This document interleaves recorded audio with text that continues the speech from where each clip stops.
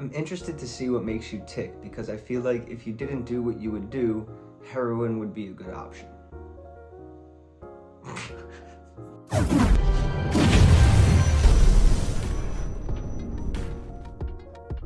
What is up, y'all? It is hybrid athlete and health coach Andy Andrea, and I am so grateful to have you here today.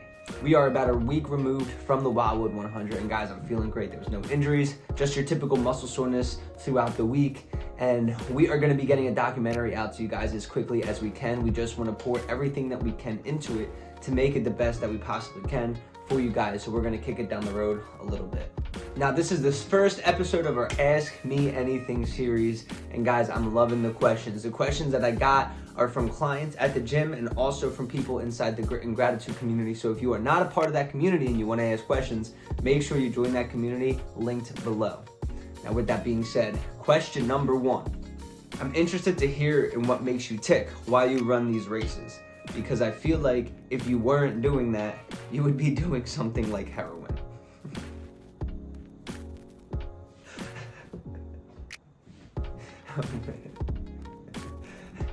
What makes me tick? That's a phenomenal question. I don't think I would ever go to heroin. I've never done before. But what makes me tick?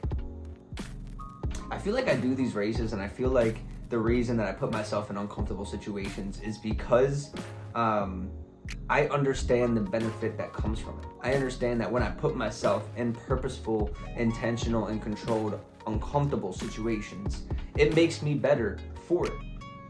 I'm better equipped to handle the stresses that life throws at me, whether that's a business obstacle or relationship obstacle or financial obstacle or something along those lines. When I do these hard things, when I go run 100 miles or when I go complete the Spartan Trifecta, which I just completed yesterday, when I do these things, it makes life's battles easier because I have the confidence within myself that I know that I can do it. One thing that I talk about pretty often is the confidence cookie jar. And what I mean by the confidence cookie jar is that when you get a win, when you achieve something, when you do something hard, you can take that memory and you can put it in that confidence cookie jar. And so when you're, struggling down the road or when you're in a tough situation, you can reach into that cookie jar and be like, damn, I can do this because I ran 100 miles. I ran a freaking Wildwood from the art museum steps. Well, damn, I ran 100 miles through 14 hours of it. I got trench foot because of it. I can get through what I'm going through right now. And yeah, you don't have to go through a 100-mile race, a 100-mile ultra marathon to experience this. But how many people out there are doing it? How many people out there are using 100-mile ultra marathons as something that they can put in their confidence cookie jar? I don't think there are many, and that's why I want to be someone who does. It's hard, it's uncommon, and frankly, at the end of it, I enjoy it. There's this thing, that saying out there that says, how quick can the average person run a marathon? And well, that's a trick question because the average person doesn't run a marathon. And so the question that I ask myself is, how many people are willing to go 4 times what a marathon is? And the reason that I'm willing to do it is because I think for my story as well, that you guys can check out right up here, I went through what I did for a reason, and I'm not here to be common. I'm here to be an outlier. I'm here to be an anomaly. That's my goal. Like us. What? I said it's like an anomaly like us. What do you mean? It's very rare to see a shooting star. It's very rare to run 100 miles. Mm-hmm. So that's what makes me tick. Being uncommon, being an anomaly, doing something different. And I understand that when I go do those things, I'm making myself better, I'm making myself stronger, I'm making myself better equipped to handle the stresses that life has to throw at you. A phenomenal question. Thank you so much for that question. Now, question number 2. What is your number 1 tip for having a healthy relationship? Okay, I hear you. Now, I'm no relationship expert by any stretch of the imagination. Grace and I have been together for almost 10 years at this point in time, so I feel like I've learned some things along the way. But what works for myself and what works for the relationship that I have with Grace, really the biggest thing is just communication. Oftentimes nowadays, people are speaking just to speak. They don't speak to listen, right? there's a book called 7 Habits of Highly Effective People, and I can't tell you many of the habits, but I can tell you 2 of them. But the one that I want to talk about is seek to understand, then to be understood. Seek to understand, then to be understood. Because when you enter a conversation with the effort to understand the other person first, they are going to be more likely to put their ego aside or put the emotion aside and listen to what you have to say, to understand what you have to say. And I feel like that's the biggest problem nowadays, is everybody is just talking to talk. If you have conversations with somebody, 9 times out of 10, at least for myself, before I started thinking about this, it was, what am I going to say next? How am I going to respond? I'm not really sitting there taking in what they say when I'm thinking of the next thing to say back to them. And this can cause a lot of friction in relationships. And one of the best things that Grace and I have done is genuinely try to understand one another.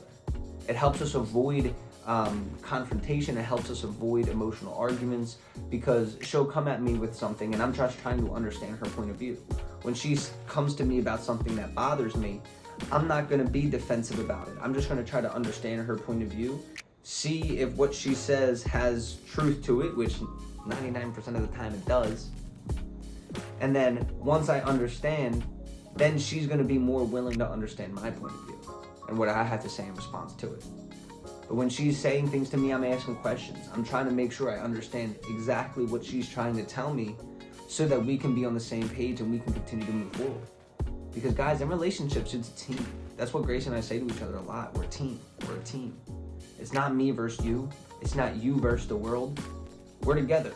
We're a team. We're going to work together. And sometimes there's some friction between the team. But you got to have that open layer of communication and make sure you trust one another. And I'll tell you this, if your significant other tells you something that you don't like, it's probably true. So you can't get offended about it. Don't get offended about it. Try to understand where they're coming from and fix it. Improve upon it. That's the best and biggest thing that you can do. All right, and question number 3 from the Grit and Gratitude community is this. What is the one thing that you would have me focus on when I'm starting my journey?